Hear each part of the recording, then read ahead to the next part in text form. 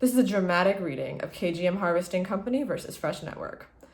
Court of Appeals, 6th District, California. 36 California Appellate Reporter, 4th Series, page 376, 1995. The judge is Judge Christopher Cottle. California lettuce grower and distributor KGM Harvesting Company, hereby after seller, had a contract to deliver 14 loads of lettuce each week to Ohio lettuce broker Fresh Network, hereby after buyer. When the price of lettuce rose dramatically in May and June of 1991, the seller refused to deliver the required quantity of lettuce to the buyer. Buyer then purchased the lettuce on the open market in order to fulfill its contractual obligations to third parties. After a trial, the jury awarded buyer damages in an amount equal to the difference between the contract price and the buyer price was forced to pay for substitute lettuce on the open market. On appeal, seller argues that the damage award is excessive. We disagree and shall affirm the judgment. The facts. In July 1989, the buyer and the seller entered into an agreement for the sale and purchase of lettuce. Over the years, the terms of the agreement were modified.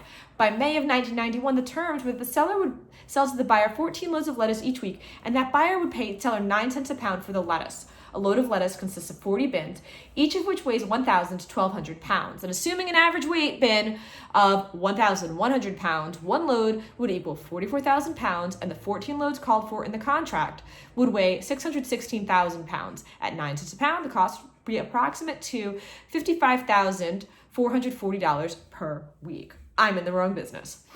Facts. Buyer sold all lettuce it received from the seller to a lettuce broker named Castellini Company, who in turn sold it to Club Chef, a company that chops and shreds lettuce for the fast food industry, specifically Burger King, Taco Bell, and Pizza Hut.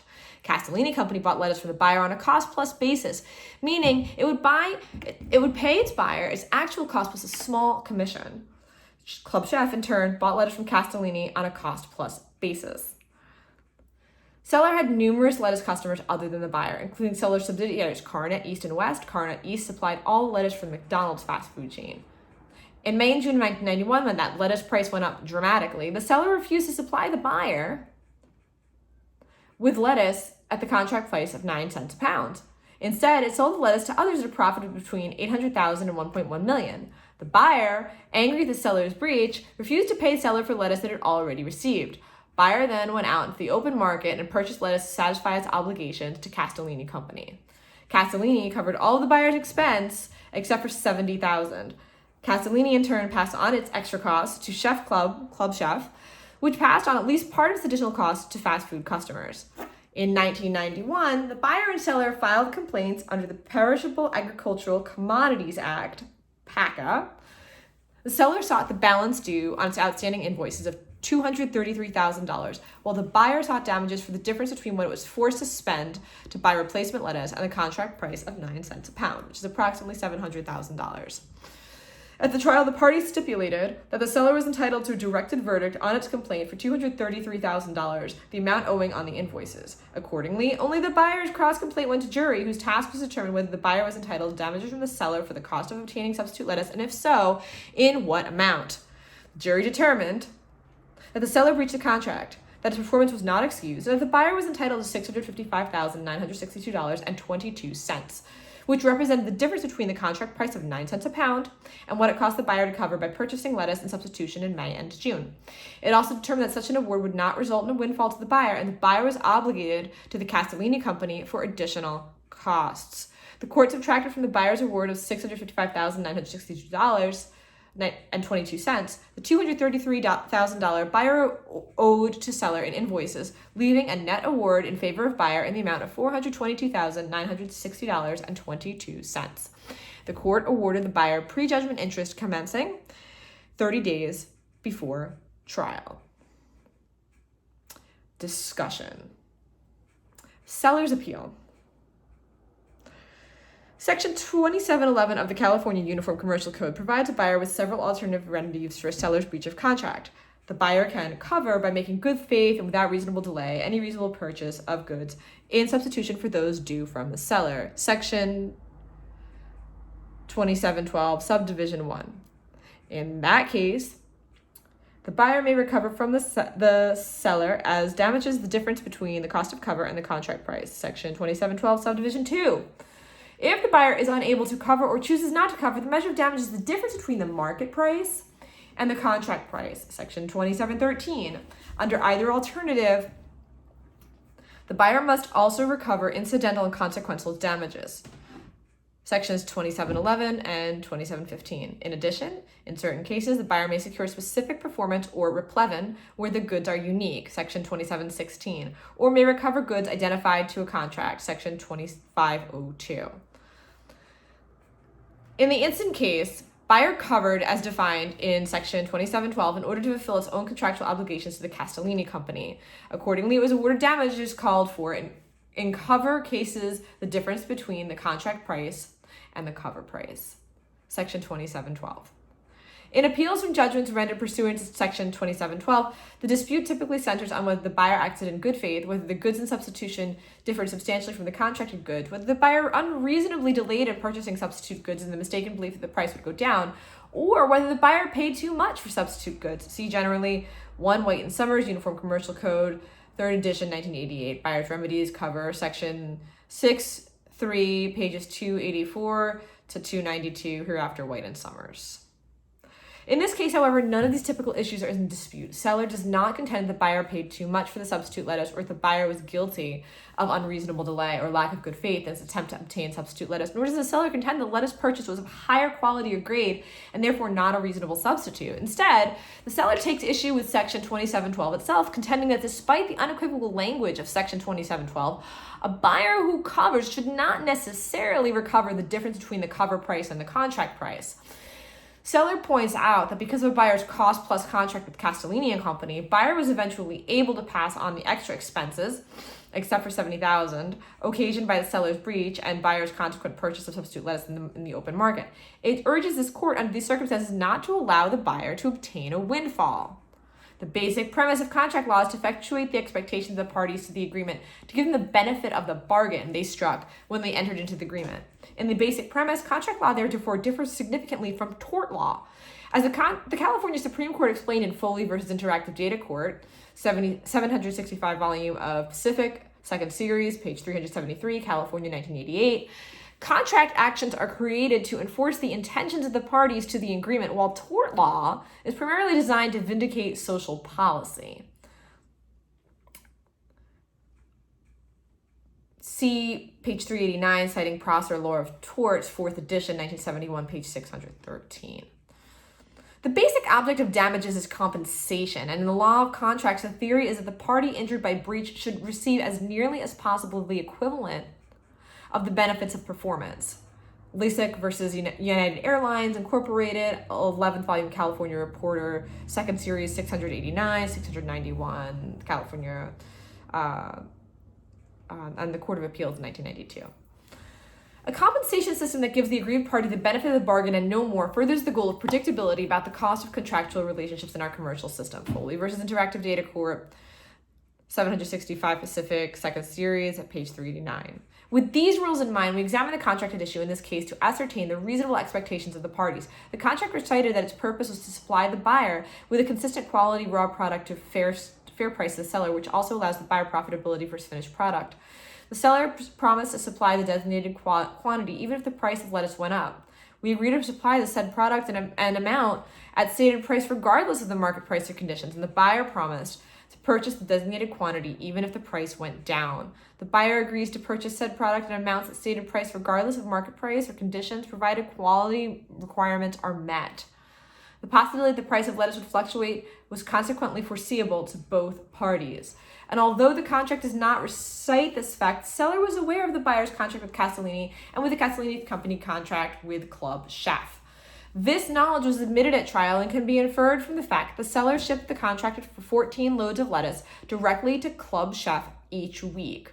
Thus, seller was well aware that if it failed to provide the buyer with those 14 loads of lettuce, the buyer would have to obtain replacement lettuce elsewhere or would itself be in breach of contract. This was within the contemplation of the parties when they entered the agreement. As noted earlier, the object of the contract damages is to give the aggrieved party as nearly as possible the equivalent of the benefits of performance. Lisick versus United Airlines, 11 California Reporter, 2nd series, page 691, also see section 1106. In the instant case, buyer contracted for 14 loads of lettuce each week at 9 cents a pound. When the seller breached his contract to provide the lettuce, the buyer went out of the open market and purchased a substitute lettuce to fill his contractual obligations. However, purchasing replacement lettuce to continue its business did not place the buyer in as good a position as the party had fully performed. This was because the buyer paid more than 9 cents per pound for that replacement lettuce. Only by reimbursing the buyer for that additional 9 cents a pound could a buyer truly receive the benefit of the bargain. This is the measure of damages set forth in 2712. As White and Summers point out, since 2712 measures buyer's damages by the difference between his actual cover purchase and the contract price, the formula will often put buyer in the identical economic position that performance would have. That's White and Summers. See Buyer's Remedies cover section 6.3, page 285. Therefore, in the typical case, a timely cover purchase by an aggrieved buyer will preclude any 2715 incidental and consequential damages. Not only does the damage formula in 2712, the UCC, come close to putting the aggrieved buyer in the same economic position as actual performance would have, but it also enables him to achieve his prime objective, namely of acquiring his needed goods. In this case, the damage formula of section 2712 put buyer in the identical performance position that it would have. It gave the buyer contracted 14 loads of lettuce with which to carry on its business at the contracted price of 9 cents per pound. Despite the obvious applicability and appropriateness of 2712, the seller argues in his appeal that the contract cover differential of section 2712 is inappropriate in cases as here, where the aggrieved buyer is ultimately able to pass on his additional costs to other parties. Seller contends that an 1106 remedial injunction to put the aggrieved party as good a position as the other party fully performs demands that all subsequent events impacting on buyer's ultimate profit or loss be taken into consideration. Specifically, that the buyer passed on all but $70,000 of its loss to Castellini and Company, which passed on all of its loss to consideration to Club Chef, which passed on most of its loss to its fast food customers. For this proposition, seller relies on 2 cases limiting a buyer's damages under a different provision of the Commercial Code, section 2713, Allied Canners and Packers Incorporated versus Victor Packing, 209th volume of the California Reporter, page 60, and the Court of Appeals, 1984, as well as HWH Cattle Incorporated versus Schroeder, 776, F, not sure what that means, second series, 437, 8th Circuit, 1985. And on one section, 2712 cover case in which damages were apparently limited. And that's Sun-Made Raisin Growers versus Victor Packing, 194th volume of the California Reporter, page 612, Court of Appeals, 1983. We begin with a cover case in Sun-Made Raisin Growers versus Victor Packing. The seller repudiated a contract to sell 610 tons of raisins to Sun-Made after disastrous rains damaged the crop and the price of raisins nearly doubled. Sun-Made attempted to cover but was only partially successful. It was able to obtain only 200 tons of comparable raisins, and for the remaining 410 tons, it had to purchase inferior raisins that had to be reconditioned at a substantial cost. Apparently, the total cost of purchasing 210 tons of high-quality raisins and of purchasing reconditioning the remaining 400 was $377,720 over the contract price. The trial court awarded Sun-Made as consequential damages and under section 2715, $295,339.40 for lost profits. Victor appealed, arguing that the amount of lost profits was understandable by either party when the contract was formed. The Court of Appeal affirmed, noting that evidence established that Victor knew Sun-Made was purchasing raisins for resale. In its discussion, the court recounted the various measures of damages available to the aggrieved party under the Uniform Commercial Code for sellers' non-delivery of goods, repudiation of contract, citing sections 2712, 2713, 2715, and 2723. The court seemed to wonder why trial court had chosen lost profits rather than the cost of covered damages, noting that the court did not specify why it had determined damages in that matter and neither party had requested findings.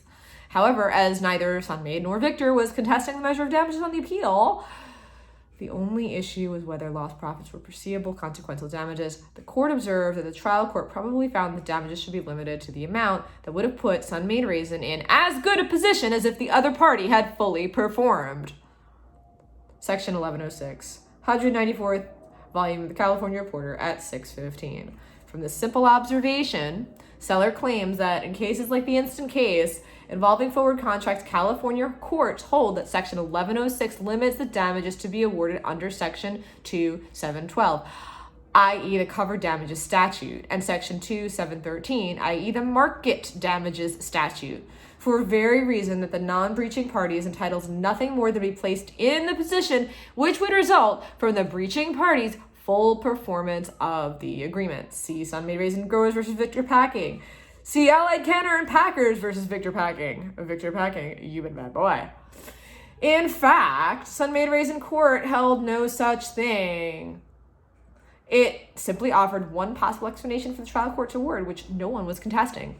Under the facts of that case, the cost of cover might have been unduly difficult to calculate. Sun-Maid was able to purchase only 200 tons of comparable raisins in a timely manner. There was no other Thompson Seedless free tonnage raisins available within a reasonable time after the seller's breach of August in 1976. It was considerably later before the buyer could find another 410 tons to purchase, and those raisins were damaged in part because of rains occurring after the breach in September of 1976. Under those circumstances, the trial court and the parties may simply have chosen to focus on the easily calculable consequential damages, which buyer claimed were foreseeable and seller denied were foreseeable, and to ignore the difficult to calculate damages. We shall now look to the non-cover case relied upon by the seller, Allied Canners and Packers versus Victor Packing, 209th volume of California Reporter at 66, which does in fact hold that Section 1106 acts as a limitation on the amount of damages otherwise recoverable under Section 2713. Before discussing Allied Canner's case, however, a few observations on the differences between contract cover differential of 2712 and the contract market differential of 2713 are called for. As noted earlier, Section 2712 will often put the buyer in the identical economic position that performance would have. White and Summers, Buyer's Remedies, cover Section 6.3, page 285. In contrast, the contract market differential of Section 2713 bears no necessary relation to the change in the buyer's economic status that the breach causes, as long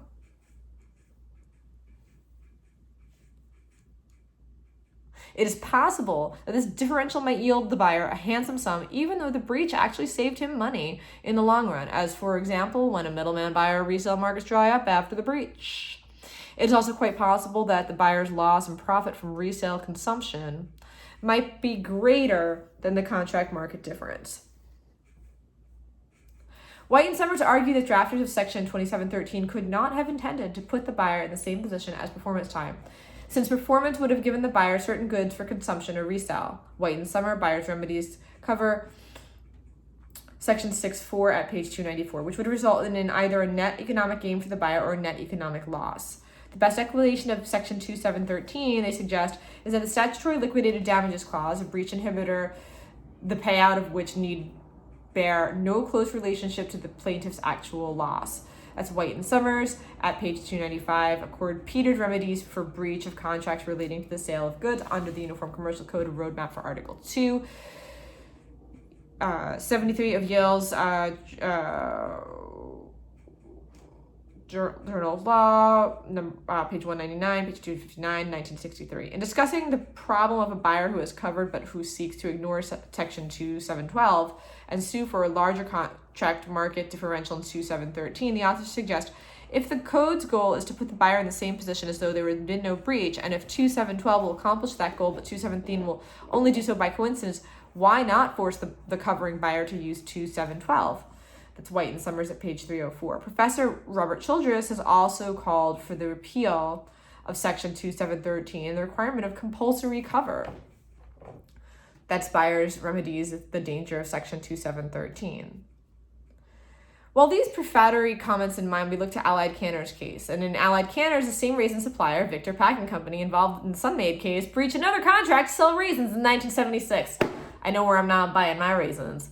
The buyer, Allied Canners, had contracts as resale raisins it bought from Victor to two Japanese companies for its cost plus 4%. Such a resale would have resulted in a profit of $462.50 to Allied. When Victor breached that contract, Allied sued for the difference between the market price and the contract prices authorized in Section 2713. As the market price of raisins had soared due to the disastrous 1976 rains, the market contract price formula would have yielded damages of approximately $150,000. Allied did not purchase substitute raisins, did not make any deliveries under its resale contracts to the Japanese buyer. One of the Japanese buyers simply released Allied from its contract because of the general unavailability of raisins. The other buyer did not release Allied, but it did not sue Allied either, and by the time Allied's case against Victor went to trial, the statute of limitations on the Japanese claim had run. Under these circumstances, the court held the policy section of 1106 that the aggrieved party must be put in as good a position as if the other party had required that the award of damages to Allied be limited to its actual loss. It noted that for this limitation to apply, 3 conditions must be met. 1. The seller knew that the buyer had a resale contract. 2. The buyer had not been able to show that it will be liable in damages to the buyer on its forward contract. And 3. There had been no finding of bad faith on the part of the seller. And that's Allied Packers and Canners versus Victor Packing, 209th volume, California Reporter at page 66. The result in Allied Canners seems to have derived in a large part from the court's finding that Victor had not acted in bad faith in breaching contract. The court noted, it does appear clear, however, that as the trial court found, the rains caused a severe problem, and Victor made substantial efforts to procure raisins for Allied. We do not deem this record, one, to support an inference that windfall damages must be awarded to the buyer to prevent unjust enrichment to deliberately breaching seller.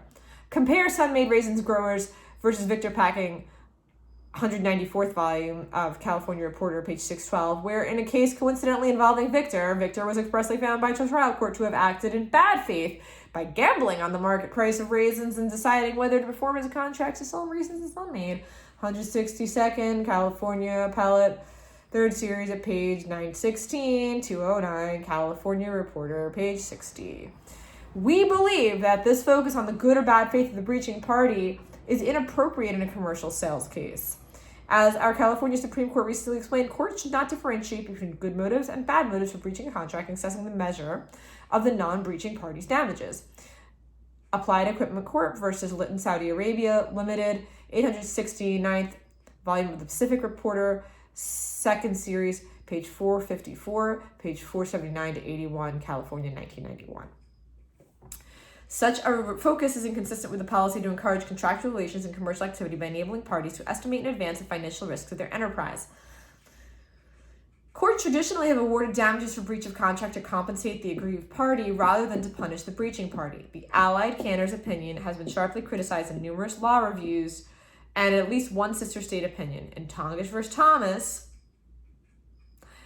840th volume of Pacific Reporter, 2nd Series, page 471,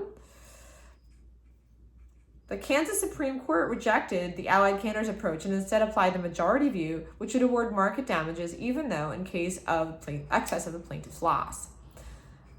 Relying on an article by Professor Simon and Novak, limiting buyers' market damages to lost profits, challenge to the enforceability of market contracts, 97th Harvard Law Review, page 1395, 1979, the Tongish court explained that the use of the market price contract price damage scheme of section 2713 encourages a more efficient market and discourages the breach of contracts. As Tongish v. Thomas, 842, Pacific Reporter, 2nd Series at 476.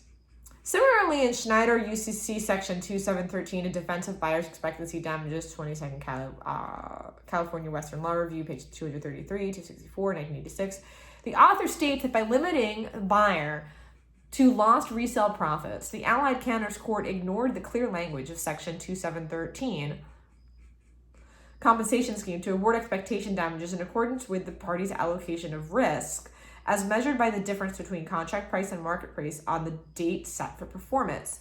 So if the court wanted to avoid giving greater damages, it would have been better for it to review what occurred to the availability and price of raisins as being beyond the risks contemplated by the parties and thus to have ruled under the doctrine of commercial impracticability provided in section 2615. In addition, numerous New York courts have chosen not to limit a buyer's damages to actual losses. So you can see Vertigo Belgium versus Phosphate Chemicals Export, 510 New England Reporter, 2nd Series, 334. Or is it Northeast Reporter? Northeast Reporter. New York, 1987. That's it, Northeast Reporter. Apex Oil Company versus Vanguard Oil and Service Company, 760th. I want to say it's Florida, but I don't think it is. 2nd District, 417, 2nd Circuit, 1985. And G.A. Thompson and Company versus Wendell J. Miller, etc. And that is I'm not even sure what that is. It's 1978.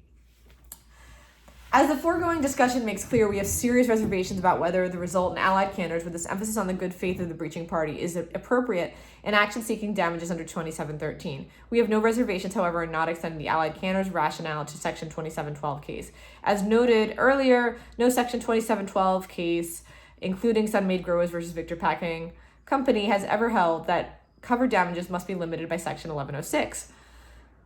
The obvious reason is that the cover contract differential puts a buyer who covers in the exact same position as performance would have done. This is precisely what is called for in Section 1106. In this respect, the cover contract differential of 2712 is very different than the market contract differential of Section 2017, which need bear no close relation to the plaintiff's actual loss. In summary, we hold that where a buyer covers by making in good faith and without reasonable delay any reasonable purchase of goods in substitution for those from the seller, the buyer may recover from the seller as damages the difference between the cost of cover and the contract price.